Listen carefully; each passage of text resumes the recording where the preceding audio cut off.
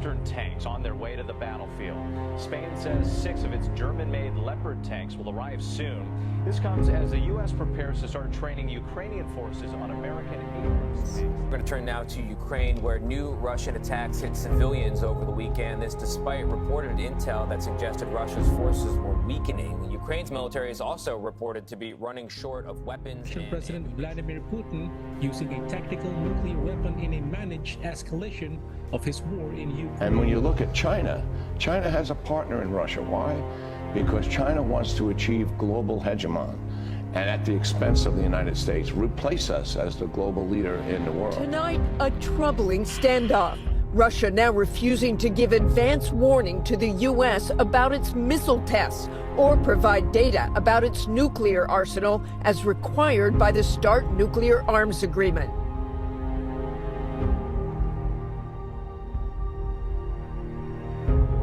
Moscow is under fire for the latest accusation of atrocities in Ukraine.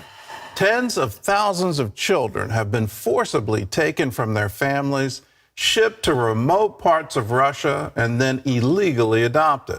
The international community is calling out Russia for this war crime, while NGOs are scrambling to rescue these children and return them to their families. CBN contributor Chuck Holton has the story.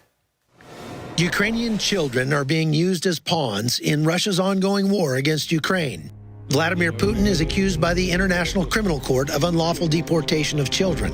Ukrainian authorities are pushing for the return of thousands of Ukrainian kids taken from their own country and forcibly adopted into Russian families.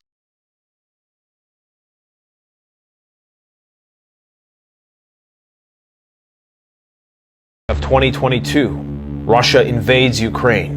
Sanctions are imposed by Western countries, USA and Europe begin sending small arms, and the US deploys thousands of troops to Europe as NATO activates its response force. The first US soldiers now from Fort Bragg in North Carolina leaving for Europe to support NATO allies. The United States bans the importation of Russian oil and begins draining its strategic oil reserve to combat rising inflation.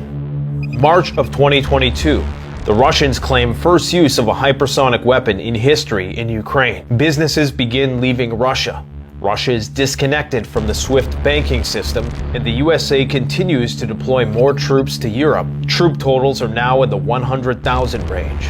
April of 2022. The Russian flagship Moskva is sunk. The Kremlin vows revenge. June of 2022.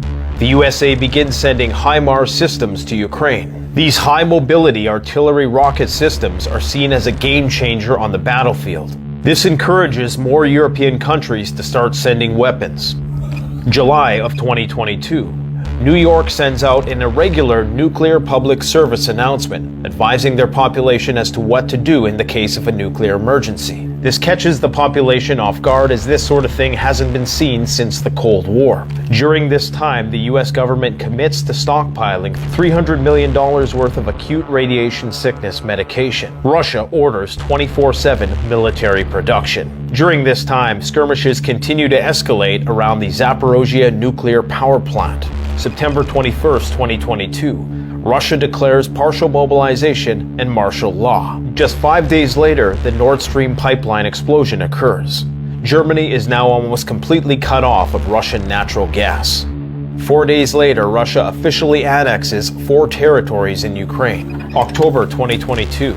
The United States sends the prestigious 101st Airborne to Romania due to concerns that the conflict may spread to Moldova. Russia ramps up its air raid campaign targeting Ukrainian infrastructure in an attempt to destroy the Ukrainian electrical grid and force them to negotiations. Later that month, the Russian defense minister made emergency phone calls to all his NATO counterparts, claiming that Ukraine was planning on detonating a nuclear dirty bomb. Just days later, the Crimean Bridge was attacked. Around this time, the US officially altered their nuclear doctrine to allow for a preemptive nuclear strike on an adversary they deemed to be a threat. November of 2022, an S-300 missile hits Poland. NATO almost invokes Article 4. Europe was on the brink of going to war with Russia. It was later discovered that this was a wayward Ukraine S-300 missile.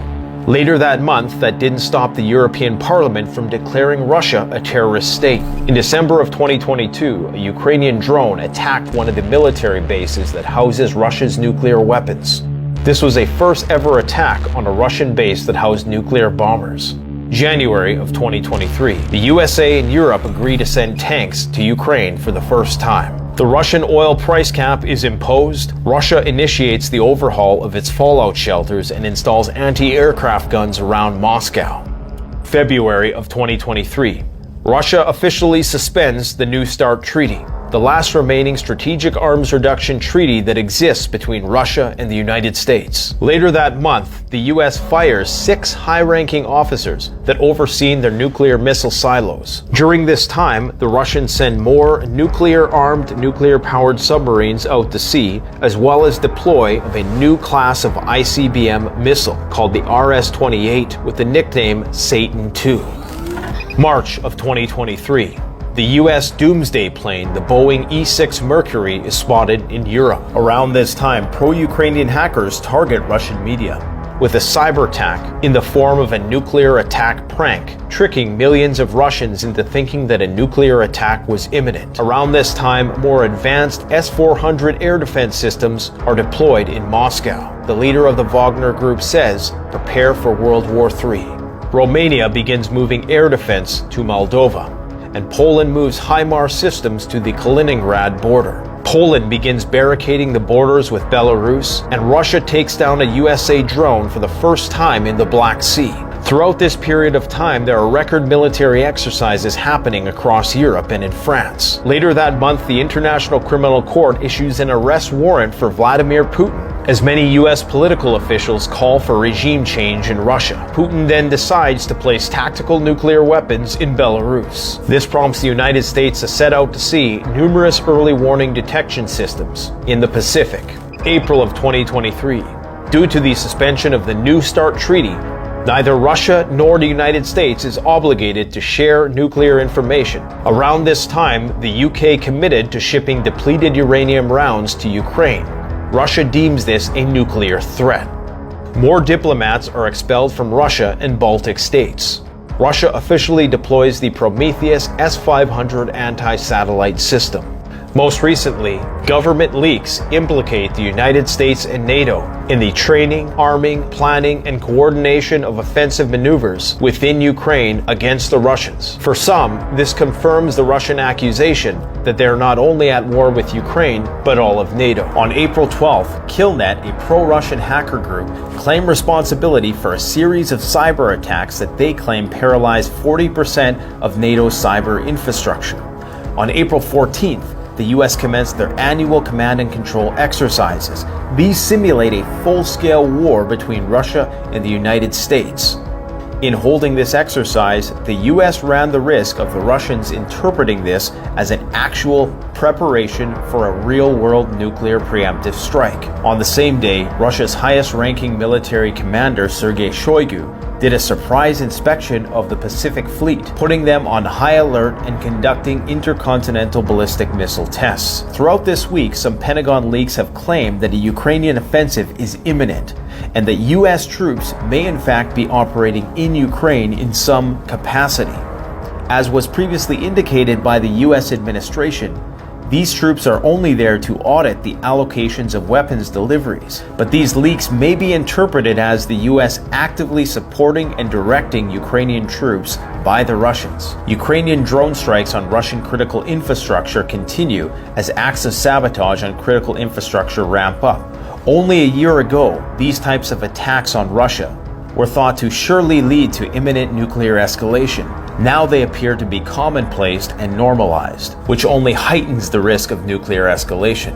Throughout the Russo-Ukraine conflict, tension between the United States and China has also reached unprecedented levels. And in just the past week, North Korea has went silent on deconfliction communication channels. The Korean peninsula now teeters on the brink of war. Wars are also breaking out in Africa, and the tension in the Middle East is reaching a fever pitch. At the time of making this video, the crescendo of this conflict appears to be reaching its apex, and what happens next may dictate the fate of humanity.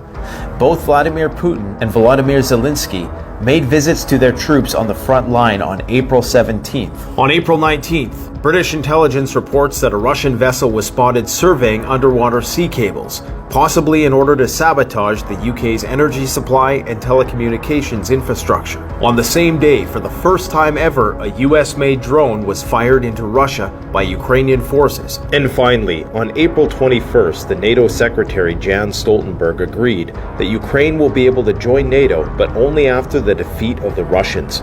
The problem is, the Kremlin has said that it will never allow Ukraine to be a member of NATO and will never relinquish territory it's annexed without a major expansion of the conflict.